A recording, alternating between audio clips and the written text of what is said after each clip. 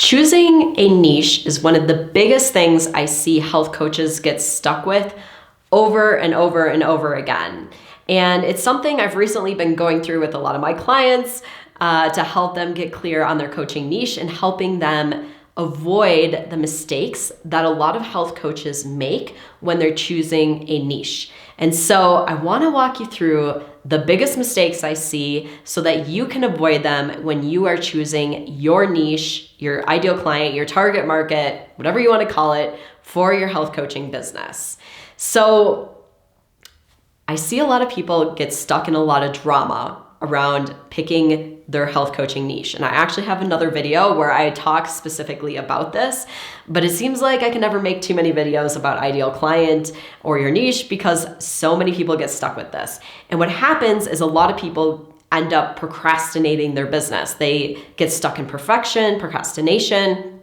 They're not moving forward with things, and I don't want this to happen to you. And that is why I'm making another video about your ideal client or about your niche.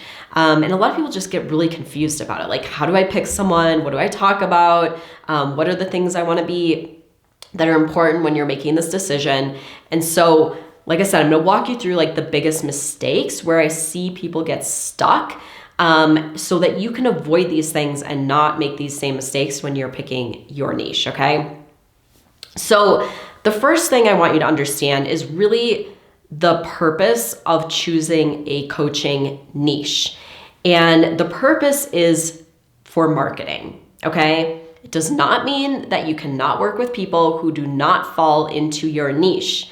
You can, absolutely, 100%. Like if you find someone who's struggling with something and you feel like you can help them get results and they want to work with you, go ahead and work with them. Let them know, yes, I can help you with that.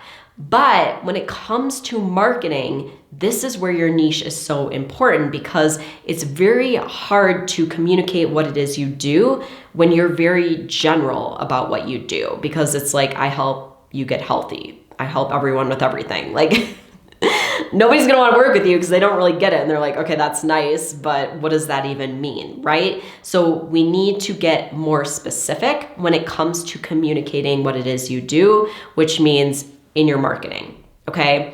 So another mistake that I see a lot of health coaches make, or really their mindset, is that I want to help everyone with everything and I don't want to leave people out, okay?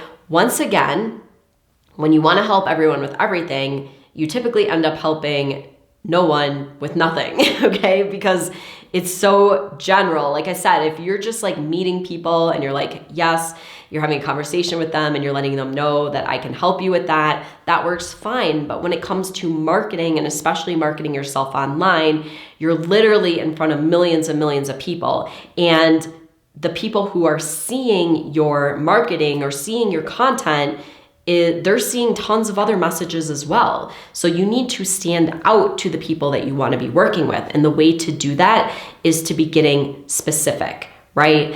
And you're not leaving people out. And there's not going to be a shortage of people that you can help when you niche yourself down. We live in a world where there are multiple billions of people. There's no shortage of people who need support. So do not be afraid to get specific about what it is you do and how you help people. And the other reason that this is going to help is because you can become the authority and get really good at what you do as opposed to trying to do everything. Think about like if you have a specific problem, like a medical problem, like let's say like a dermatology problem, right? Like a skin problem. You'd much rather go and see a dermatologist than you would to go just see a general practitioner because you know that person specializes in the problem you have. And let's get even more specific. Let's say you have an issue with acne, right? You're gonna wanna go and see a doctor that actually specializes in helping people with acne as opposed to just seeing a general dermatologist or a general practitioner, right? And this is how you can really stand out as a specialist in what it is that you do. And it would also be the reason why someone would choose to work with you as a coach as opposed to working with a doctor or a therapist or a psychiatrist or, whatever it is, because you become so specialized in what it is you're doing that people see you as the right person for them to work with, okay? So the next piece I want you to think about is a lot of times what I see with coaches is that they are not seeing the problem and the solution from their ideal client's perspective, from the perspective of the people that they want to be helping. Instead, they're looking at the perspective, their own perspective of maybe having already gone through this problem and solving it and seeing really what was involved in solving this problem. And so I want you to step back to your own shoes when you are struggling with this problem, if you're helping people with something that you have struggled with yourself, and look at that perspective as far as like where you were at that time and what you thought the problem was and what you thought the solution was, okay? And so this really goes into as well understanding that whatever it is that you help people with, that this is a doorway to transformation for that person, okay? I had a whole nother video where I talk about this in relation to weight loss. I will link it below this video, definitely check it out. But I want you to understand that whatever it is that you're helping people with, that this is a doorway to transformation into their life. And so for a lot of people, like struggling with their weight is a doorway to transformation.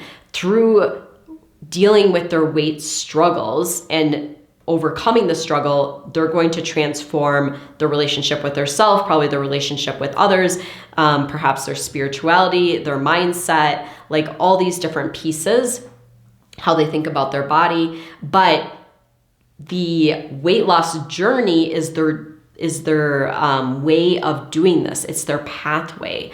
And so I think about the big transformations that I have gone through really like in my adult journey, and three really stand out to me. One was really struggling with binge eating, emotional eating, having a bad relationship with food. That was a huge doorway to transformation for me. I learned so much about mindset. I learned a lot more about, health and spirituality and all these different pieces. But I wasn't just like, oh, I want to go and learn more about mindset. And I want to go and learn more about how your thoughts work. The reason why I learned all of that stuff is because I wanted to solve the problem that I saw as a problem, which was struggling with food and not wanting to be binge eating anymore, right? And so through solving that problem, I learned all these things along that journey. But what happens is a lot of health coaches want to help people with the things that they learn along that journey. Like, I want to help you with your mindset. I want to help you with these things. Like, those are the things that you're going to learn along the journey, but they're not the things that people are looking for support with. They're looking for support with solving that problem, okay? So another big one for me was starting my business, and that was a huge doorway of transformation. I learned so much about mindset, spirituality, manifestation, like all those different things, but it was through wanting to start a business, through wanting to make a certain amount of money, through wanting to get paid clients. It wasn't just like, I wanted to learn the things that were necessary to start a business. I did learn those things, but it was because of the motivation of wanting to start a business, right? So the other one for me was relationship. So being part of an emotionally abusive relationship, once again, like I learned so much about loving myself and about relationships and how I show up and what I'm available for through that relationship, but I didn't learn those things just in a vacuum by itself because I felt like I wanted to learn about those things. I was really forced to learn those things because of the situation that I was in and the problem that I was facing, okay? So I want you to understand this and think about this when you're picking your ideal client. You don't want to pick something that's along their pathway, something that they would learn to solve the problem. You want to be focusing on helping them solve the problem as they see the problem as it's showing up in their life, okay? And helping them get the solution that they want to solve the problem, the solution that they think is going to help them solve their problem, right? So this a lot of times shows up like with weight loss, right? And coaches tell me it's not about the weight. I don't want to focus on the weight. And I'm going to tell you, your clients want to lose weight. And if you aren't going to tell them that you can help them with what their goal is and what they think the solution to the problem is, you're missing out on a huge opportunity for clients and for giving people what they think they want and then providing them with all the other really good things that they're going to learn along the way, okay? So I want you to get this because it's going to make a huge difference when you're picking your niche and really having a niche that's profitable for you, okay? So another thing you can think about is like, what is it that my ideal clients are searching for online? Like if they're Googling, how do I do this? You want to talk about solving the problem that they're Googling for, right? People aren't Googling for like how to love my body, right? They're Googling like, how do I lose weight? How do I stop dieting? How do I stop binging on food? How do I stop emotional eating? Like they're looking for the solution to the problem, okay? So think about like, what is my ideal client Googling online? What are they looking up on YouTube? What are they searching for solutions to? That's what you want to be talking about in your marketing, okay? So the other thing that I see people get stuck on is really not delivering the physical or tangible result. This kind of goes with the same thing, right? If you were helping people with, let's say they want to lose weight, and instead you're like, I'm going to help you love your body, which is great. I'm not saying there's anything wrong with that. Like we want you to help you love your body, but that's not what they want. That's not the tangible result they want. People typically want tangible results. They're searching for real results that they can see and experience in their life. So there's really like two different results people want. It's the tangible results as far as how it shows up in the circumstances of their life, but also obviously how it is impacting, their mindset and how they think, how they feel, those types of things too. But most people are more motivated by how things show up in their life and actually the tangible results. Just like I said, a lot of people are motivated to start a business to make money. That's the actual tangible result they want. They're motivated to lose weight. They want that tangible result. They're motivated to get a relationship. They want that tangible result in their life, the relationship, right? So just knowing like human psychology and what motivates us is super important. So I want to give you a few examples as far as what has come up with my clients recently when we were helping them get clear on their ideal client. So one of my clients was saying, I want to help people feel more confident. I want to help them have more self-esteem. And so I would ask you, why does your ideal client want to feel more confident? How is their lack of confidence or their lack of self-esteem impacting their life? Is it keeping them from getting the job they want? Is it keeping them from making the money they want, from getting the relationship they want, from having the health they want? Like, we need to dive deeper into this and understand how this is impacting your ideal client, why they want this, right? The other thing, two things that came up recently was clients of mine wanting to help someone around becoming vegan or helping clients stop eating processed food. Once again, this is a step on the pathway to transformation. Why does someone want to become vegan? There's an underlying issue. Someone doesn't just wake up one day and they're like, I want to become a vegan. No, like there's an underlying reason, probably a health reason or struggling with their weight. Something's going on that's going to make them want to become vegan. And that's really the motivation for them, okay? Same with stopping eating processed food. Why do they want to stop eating processed food? Is it impacting their health? Is it impacting their weight? What's going on? We want to talk about the big motivation for that person to make that change, okay? Once again, the other one was like feeling better in your body or loving your body more. The person most likely thinks that the problem is their weight, right? So you want to let them know that you're going to help them address the problem as they see it, okay? Take this in. I know it might be a little confusing, but this is really about understanding how to market effectively, okay? And if you're wanting specific support on your ideal client, this is something I go into with all my ideal clients. They are all my ideal clients. I work with my ideal client because I am clear on who my ideal client is. So if you want support on getting clear on who your ideal client is, that's something I help all of my clients with. So you can definitely check out more about working with me. And I have a training that walks you through ideal client, and I will link it below this. And then it also brings you into telling you more about how I work with my clients, okay? So the next piece is not getting specific about the person who has the problem, right? So there's two main things that go into our ideal client. It's the problem that someone has, and it's the person who has that problem. So a lot of people want to lose weight, but I want to speak specifically to my ideal client. Is your ideal client married? How old is that person? Do they have kids? Why are they struggling with their weight? Like, what's going on for them? How is their weight impacting them in their day-to-day life? What's it stopping them from doing? It's going to be different if I'm speaking to a 50-year-old man versus a 30-year-old woman as far as how this is showing up in their life. So you want to get specific about this person so that you can make your marketing super effective and really speak to that person, right? This goes back into being the specialist in something. And I want you to think about, if you're on, let's say, social media and you saw an ad or you saw a video or a post and it was really specific to you and what you're struggling with and how it shows up in your life, you are so much more likely to click on it and interact with it and be interested in it than if it's very general and it's just like, I help people lose weight, right? And so, but if you got really specific about it, it's going to really stand out to those people who are your ideal client. So I want to talk about one more place where I see people getting stuck with their ideal client and really like questioning their ideal client.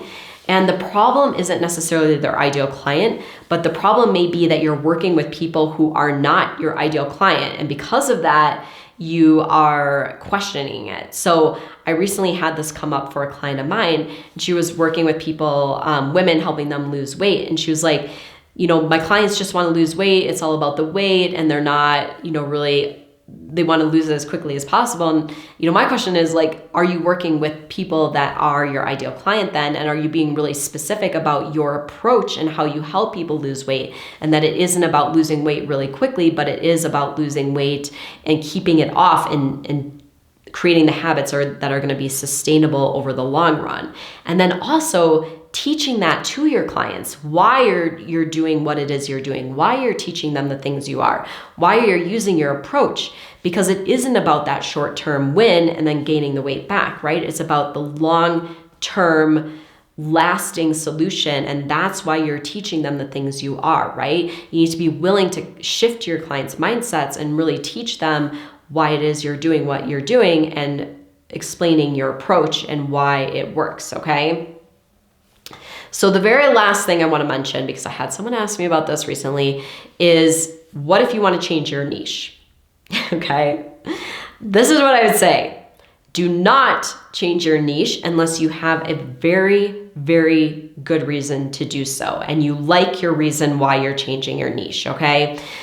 A lot of people get stuck in changing their niche over and over and over and over again. And they're just like, I can't pick the right niche, nothing feels right. And I can tell you, this is just you sabotaging yourself and your business, because you will never move forward if you don't just pick something and go with it. This is being indecisive, and it will sabotage your business, okay? You're much better off to pick a niche, to go with it, stick with it for a while, really try it on, really see how it's working for you, and if you like working with those people. And then as you go and as you grow in your business, your niche may change, and that's fine, and you can change it. Your niche may change and transform with you and your business, and that is okay. But know the difference between being really intentional and changing your niche for a really good reason versus just changing your niche because you're getting caught up in mental drama and you're looking at your niche as the problem, even though when a lot of times it isn't really the problem as far as what is stopping people in their business.